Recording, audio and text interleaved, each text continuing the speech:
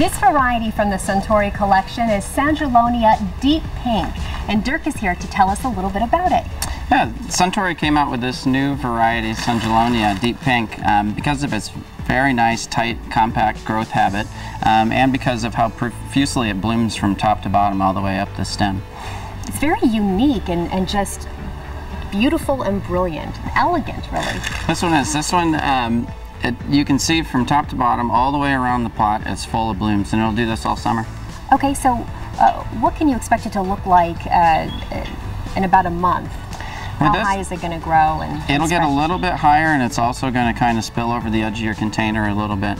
But you can see all the buds on here. These are going to continue to bloom all the way up the stem, so it's going to be full of color. Even if it spills over, is it going to still be sort of upright? How will these blooms look if it starts to spill over? Absolutely. You've got all this new growth coming up in the center, so you never have a bare spot in the center. Okay, I also hear that these are very resistant to heat and humidity. Is that unique? Absolutely. Well, if you have a hot spot in your yard, this is going to love that particular spot. Okay, so full sun. Absolutely. This can be the one that gets shoved in the sun. Yeah, if you've got a warm spot, put this in over there for a lot of color. Okay, and what will it look good in?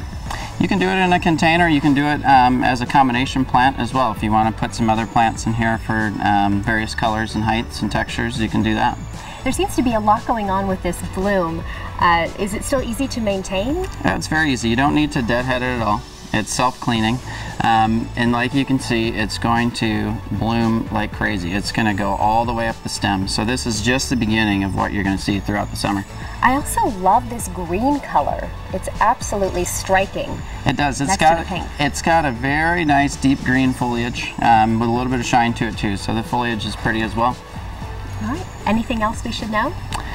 It's a great plant. Like I said, if you've got a hot spot, this is going to like it.